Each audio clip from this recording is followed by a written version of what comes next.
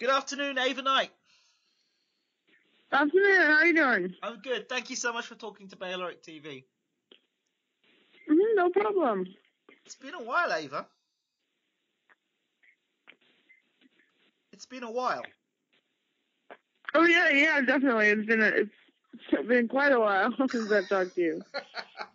I think the last time we spoke, we were talking about the frustrations of being a female fighter, and not getting the fights and not really getting the attention that you really deserve as a champion. Now, for those people that don't know who you are, and I'm shocked at people who don't know who you are, please let the listeners know who you are.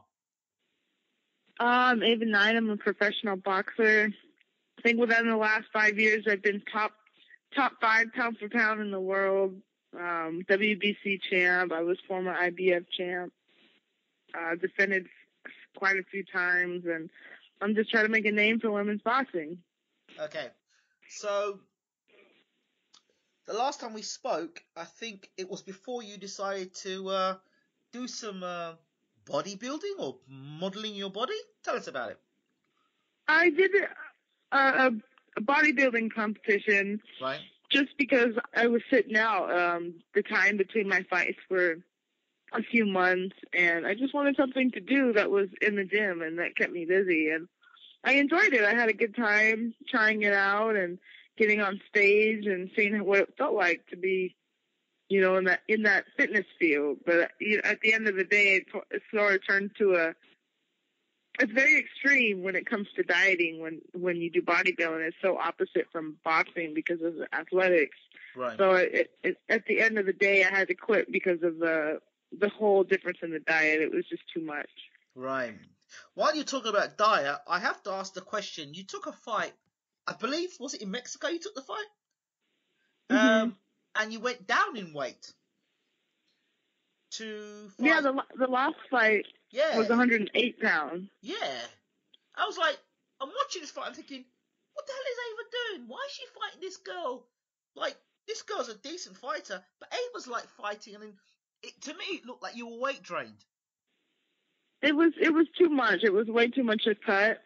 I mean, I comfortably make 112 or walk around at 118, 119. So it was just, but those extra few pounds killed me, and you can tell in the video that I'm not the same Ava you see in any other fight. But why did you take the fight? Was it just a challenge or what? Because it was the only opportunity we had, just like I go on with the struggles of women's boxing, is we really don't have a choice. It's like, this is what they give us, and we either have to take it or we don't fight for another few months. And a lot of us are just I was trying to hold on to the little extra money that was going on with it because I wasn't working at the time. But, like I said, it's not enough, and we just have to take the opportunities they give us. So that was up to you, and what was it? The case of, well, you know what, I could do with the extra bit of money, I'll take this fight. It pretty much was. I felt pressured by the promoter. The promoter called and said, just take the fight. It'll be okay. We'll do this. And it was short notice also. I really didn't only train 2 weeks before the fight. I flew into Mexico City and trained there with my father. And it was just rough, being in a gym where everybody's looking out for you. You're in a foreign country where you're fighting the girl. I'm training in the same town where she's from. Everybody is rooting against me. And it was just a really tough time to try and fight all that and have the fight at the same time and not be prepared for it like I should have been. So what did you learn from that experience then, Ava?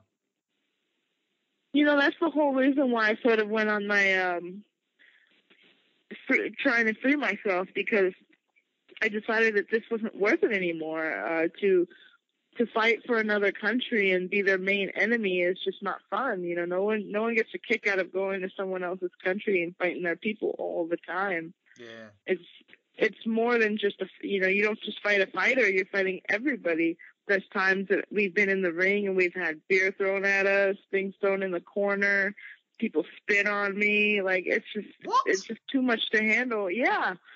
When I was walking into the ring one time, and it's really bad to see that, these people love their sport and their people and their fighters, which I totally respect. But coming in as an opponent, it's tough. Wow. I know that every time I'm talking to you, I'm finding out or seeing you is that you're in Mexico. You're fighting in Mexico, but you're an American fighter. What's all that about? Exactly, that's the whole thing. It's like, those are the opportunities that we get. Like I said, we have to take what we get and what they offer us. That's all I had. I had a promoter in Mexico that said, "Hey, I have this for you. Hey, I have this for you." All in Mexico City or around Mexico City, which is really high altitude, and that's a fight in itself. No one really knows how hard it is to fight high altitude, but a lot of men get to be comfortable and fight in their own towns and in the United States, which is great, but we women need that too. I as a fighter think that I should be fighting in the United States, getting to show my talent in front of the people that can love me. Okay, Cecilia Breakers has now won another title, I believe I heard, and still remains unbeaten. And what's the situation with her in terms of, obviously, you're both women, but it seems that there seems to be like you at one end in America, which I would have thought would have had more opportunities being American and in America, and then you're Cecilia Breakers, who's in Europe and seems to be having a good time in comparison. Do you know anything about how it operates out in Europe? I don't know exactly how it operates. I just know the United States has gone backwards with the treatment of women in boxing. Europe and Mexico seem to be two huge places where they really respect women in the fight game. And I think a big part of that is because the United States sees the women as weak. We're weak. We're sex symbols. We have to take our clothes off. Like, we're mothers, which I understand. But on the other end, we're warriors too. We like to fight. And other countries have embraced that. The women in Mexico, they're seen as fighters. No one says, put the women last or put the women first. They just want to see a good fight, and they know the women will do it. I've never been to Europe for a fight, but I'm assuming it's the same thing. Yeah. They respect the women who get in the ring and the talent, and they just love to watch it. And not only that, after the fight, you see two girls with talent go at it, but then they come out and they're real pretty. They're women. They carry themselves well, and in the United States, I couldn't tell you what it is. I think the opportunity hasn't been there for us, and promoters haven't invested well in women, and maybe that's the problem. As a you're a good-looking woman, Ava. I think a lot of men around the world would agree with me in that.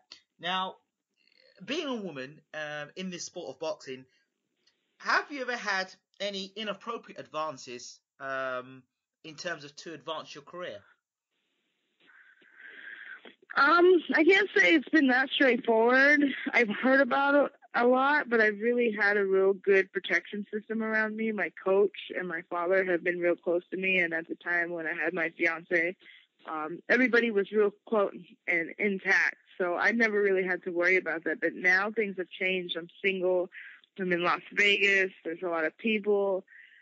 I'm still with my coach, but he can only guard so much, and I'm seeing the difference. There's a lot of men that think that female boxers have to prove themselves in other ways just to make themselves seen, and I will never stoop down to that level. There's women who will take their clothes off and be in magazines and nude magazines and the whole sex symbol thing, being Right. treated lesser, and I won't stoop down to that, and I'm going to make a stand and just say, I want to be treated like a fighter, not whether I'm a female, and they're men. I think I deserve what I do. What I do, I deserve the better treatment. I don't say that women need equality, because we do fight less rounds and less time, but we still put on great fights. I don't want to be, I don't say pay me like they pay Mayweather, but they could give me 1%, 10% of what a huge fight would be for a man, and I'm sure any woman would be happy. Right. So, Ava, I also saw something on your Twitter page. It was a while back, and I think I retweeted it and hashtagged Ava Knight. I'm sure you saw that. It was about Free Ava Knight. Talk to me about that. I was going through some issues, and I haven't fought in almost a year, Right. and it was a big deal to me, to my promoter, to please just let me go, let me advance my career, so women can have a better chance. At the time, when I was in Floyd's gym, Floyd said that he would be willing to sign me, but me being signed to another promoter, it was unable to happen. So going back to my original promoter, I wanted to see if he would allow me to be freed, so I could, fight for myself, fight for the better of the sport, and advance women to a level where I can bring women in and fight good women, and we can all be on TV, and then the sport can grow. But it didn't happen like that. It became a battle and a fight back and forth. Things have kind of died down with us, and things are starting to get to a certain point. But I think that in time, and when this contract is over, things will get better. So I know that you're saying quite publicly that you really don't want to keep fighting in Mexico, which is understandable. It's not like you've had one fight, then you don't want to fight. That you fought there on numerous occasions, which is commendable. So going forward, there's been photographs of you in the Mayweather gym, and I have to say, from the pictures I've seen of you, you do seem in a happier place. Is that me reading into things, or is that actually as it is? Oh no, I love it here. Going into the gym at first was great, having Floyd accept me into the gym with open arms, and everybody in the gym being so nice and welcoming. I fit in as a fighter, and people respected me for my talent. I got in the ring, and everybody saw that, wow, this girl can fight, and not just fight, but fight just like us. And it felt good to know that there are people around me that respect me for what I do.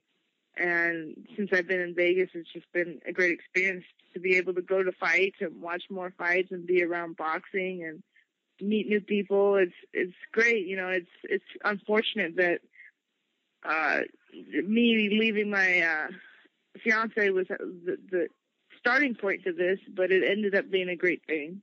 Right. So it's a new phase in the Ava Knight book, then. Yeah, definitely. It's a whole new life that I've never experienced before, but it's really going to a good place. Right. So, Ava, now, if you were in Ava's world, what would be the points that you would put together? Let's say it was going to be a new boxing law that through Ava Knight, or case study Ava Knight, women's boxing was revitalized and put on the platform it deserves. What would be the outline for that to happen? I think the first things first is we need to have women on big cards. I'm not saying that we need to put more than one, but just one fight for every big card. I know a lot of people complain about there's not enough women, but one fight for every big card, I think, is more than doable. I think there's enough women in the United States and around the world that would love to be showcased on TV, and to have people invest in women like they've done in the UFC. The big investment in one woman turned into a whole lead of women coming down and being able to showcase their talent. And I think that's exactly what we need. There's a lot of girls out here that are good and that deserve a chance to make more money and to be respected as fighters and be on top, just like everyone else. What does the American Boxing Board or Federation think of Ava Knight as a fighter and as a representative of female boxing? I don't know. I know I've gotten negative feedback and I've gotten positive feedback. I used to be quiet about everything, but I felt like there's nothing to lose. Why can't I speak out about how I feel about the sport and what has been done to me and how I feel others are being treated? I think people need to know it, whether they like it or not.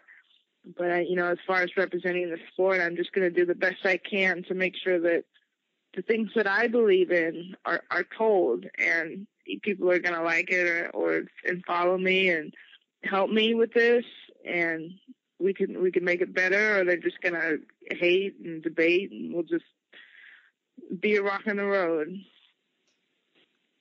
What about the idea of uniting, if you haven't already, with other female fighters to build up a women's boxing union, and from that, having more of a voice than just your own voice?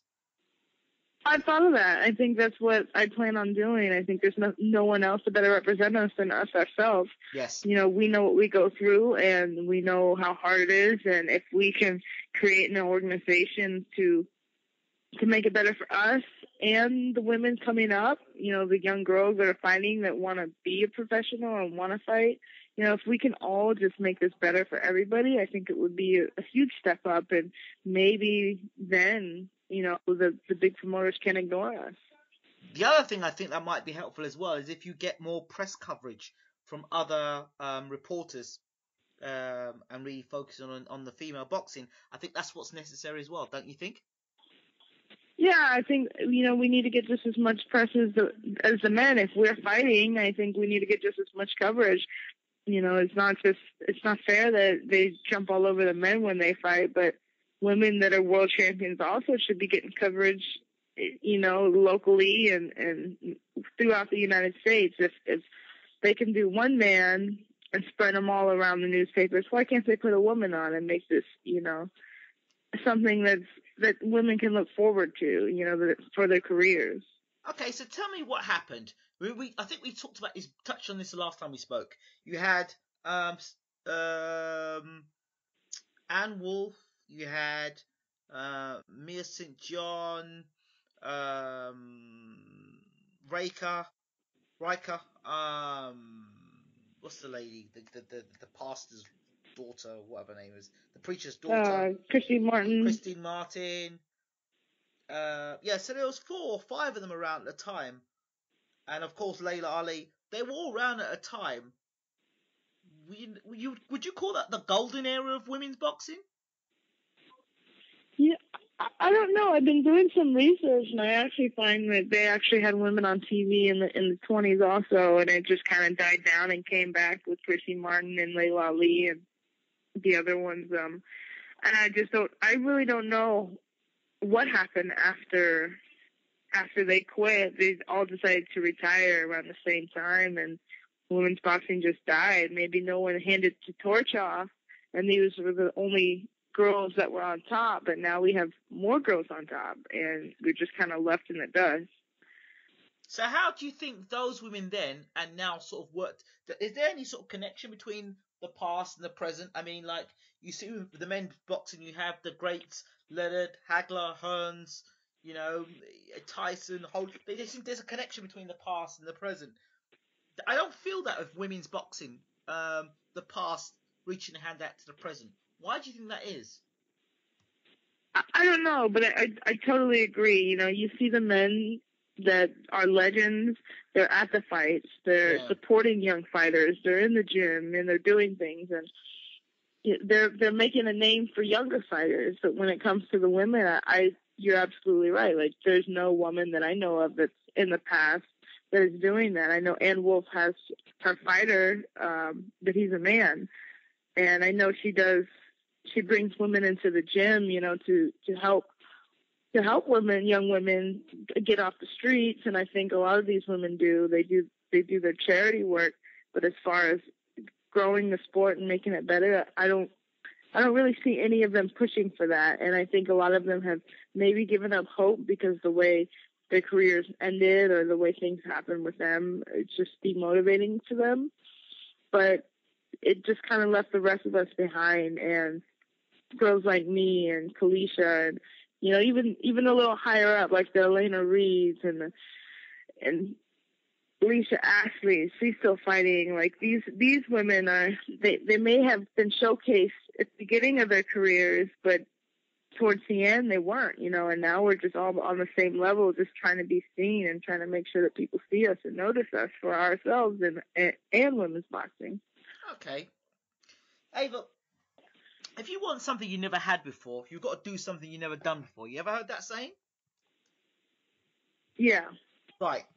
Now, you are saying that you want to, you certainly would like to earn more money, obviously, in the sport. And the second thing is, that you believe that you'd like to be almost like an ambassador for women's boxing, correct? Mhm. Would you Yeah. leave America as you left and fought in Mexico? Would you leave America and venture into Europe and fight in Europe to raise the profile of women's boxing? I can't say that I wouldn't. I do have family in Europe, so it's not a huge downfall for me. Being that my mother is from Poland and I have family in Germany and in Poland, that it might be something that I've actually thought about that. And thinking that if they were to accept a woman from the United States, being a citizen, but also having that background, maybe it would be accepting for them to bring that challenge to another country. But also, it's still going to bring up the challenges that I'm not from Europe and I'm going to be fighting another country, not only the fighter again. But you'd be a trendsetter. You'd be a trendsetter, Ava. You'd be breaking the mold. You'd be leaving from, a multiple world champion, okay, leaves America and stops fighting in Mexico and goes to Europe. And goes to Europe as a flagship. I'm going to Europe and I'm going to take my voice to Europe. And Europeans will hear what you've got to say, surely. Because if America doesn't want you, I'm sure the Europeans will embrace you. I'll tell you a very short story. Prince, you know Prince? Yeah. The singer? He left. Yeah. The Americans. He left America and he went to Europe. And that's where he made his big name in Europe. And then he came back to America afterwards. But it was because the Europeans embraced him and loved him so much. He calls Europe his home. So he's got a lot of love for Europe. And that's what made Prince. He didn't make himself in America. And you see how big a star Prince is now. Potentially, maybe the same thing could happen for you in Europe. But if America's going to be stubborn with you, then maybe flogging a dead horse, train in America and head over to Europe and take on some European fighters. Well, it's definitely a possibility, and I think it would be another challenge to uphold, to go, like I said, fighting another country in another country, and I would have to fight that much harder, just to make sure I want to fight. But hold on, but you've got Polish background. Surely, if you took a fight in Poland and you were on an undercard of maybe Golotov, Adamek fight, Adamek and Spilka fight soon. I mean, something like that, maybe. It's a possibility that might be beneficial in the long run. But things like that don't come cheap, and it would definitely be a struggle to try and get that done. But I've thought about it. I can't say that I haven't. The treatment for women there is better. I would be, seen as a fighter, and it would probably be better at the end of the day. All right. Well, maybe we'll make it my campaign for 2014, 2015 to interview all these promoters and managers and find out why women's boxing is in the state that it's in and whether any of them are interested in developing women's boxing. That might be something of interest. What did you say? I can understand. Okay, sorry. What I'm basically saying is that maybe I should go and ask a few of these boxing promoters and managers to put their money where their mouth is. Those who say that they support women's boxing, maybe it's time that they showed their card and showed their hand. Yeah, exactly. I think that's what a lot of promoters and managers and people need to be put on the spot. Be saying that, oh yeah, we support women's fighting, and you never do have anything to do with it. It's kind of hard to believe these people. So it's like you said, put your money where your mouth is, and let's see these people do it. Just go ahead and do it, and let's see it, make it happen. So Ava, finally, when is your next fight? It's in November 13th. Excellent. And who are you fighting against? Since everything isn't done and final, I won't talk about it yet, but as soon as everything is written in stone and we can get this going, I definitely would love to just blurt it all out, because I'm more than willing and ready to get this fight going. Okay, it'll be a big fight, will it then? Huh? It'll be a big fight then. Oh yeah, I think it's gonna be a great fight. I know I haven't fought in a long time, and I'm coming off a loss, but that doesn't do anything to me and my mental. I'm ready for the next challenge, and I'm gonna come back stronger and better than ever. And this layoff is gonna be just another hump in the road that I've conquered. Ava, for your fans and those people out there, do you have a message for them? I just want to say keep supporting women's boxing, and just push for it. The more people who ask for women fighting is the more pressure on the promoters and people to put it on TV and cards. So keep pushing for women's boxing. And how do people contact Ava Knight on social media? I'm on Facebook.com/official Ava Knight, and on both Twitter and Instagram, I'm Ava Knight Boxing. Excellent, Ava. Well, Ava, it was fantastic talking to you yet again. Thank you for giving me your time. I really appreciate you and appreciate what you're doing in boxing. Yeah, thank you so much. And we'll talk soon. Okay, yeah, anytime. Take care, Ava. All right, have a good day. You too. Bye-bye. Bye.